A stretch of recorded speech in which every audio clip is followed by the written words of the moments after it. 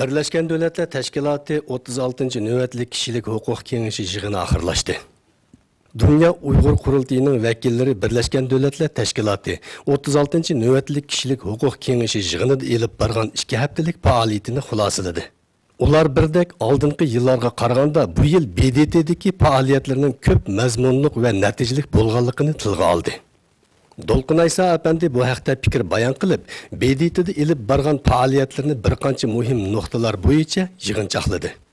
O aldı bilen G'arb devletlerinin BDT'de turuşluq elçileri bilen görüşüp Uygurlar meselesini etraflıq anlatqanlıqını bildirdi.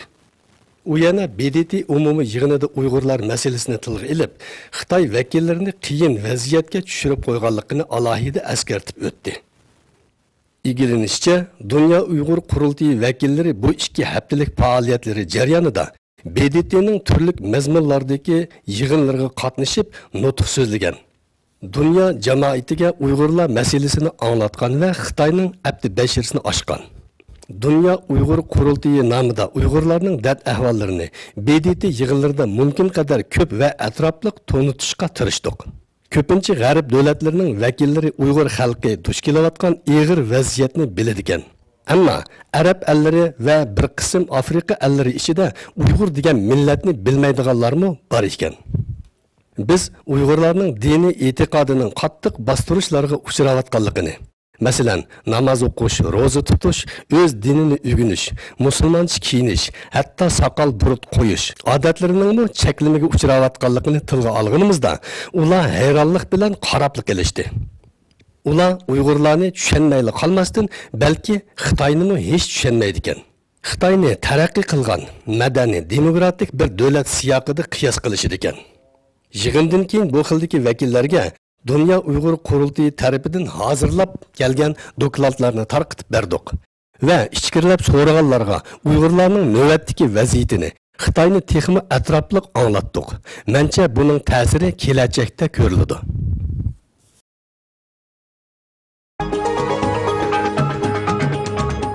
Xitoy tajovuzlari xalqaro jamiyatni aldamoqda. Xitoy tajovuzlari bu yil oktabrda echiladigan 19. Qurultay harbisida Xitoyning kishilik huquq natijalari 2012-2017gacha mavzuliq bir parcha kitob tuzgan. Mazkur kitobda Xi Jinping boshchiligidagi bu 5 yil jarayonida Xitoyning kishilik huquq vaziyatida ajoyib taraqqiyotlar borligi keldi deb jar silib, xalqaro jamiyatning ko'zini yana bo'ymoqchi bo'lgan. Halbuki chet ellardagi kishilik huquq organlari Xitoyning kishilik huquq vaziyatining eng nachar saviyaga tushganligini bildirgan.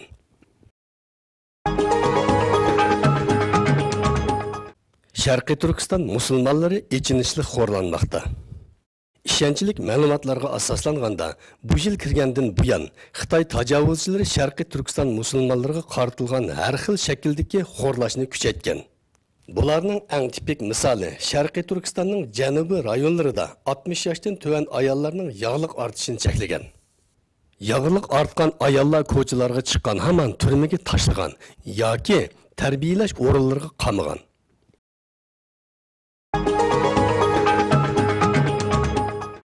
Yaqindan buyon Xitoy tajovuzchilari Sharqiy Turkistonning janubiy rayonlarida atalmış planliq tug'ut nomi bilan 3 balaliq bo'lgan ayollarning bola yotqisini majburiy bo'g'dirgan.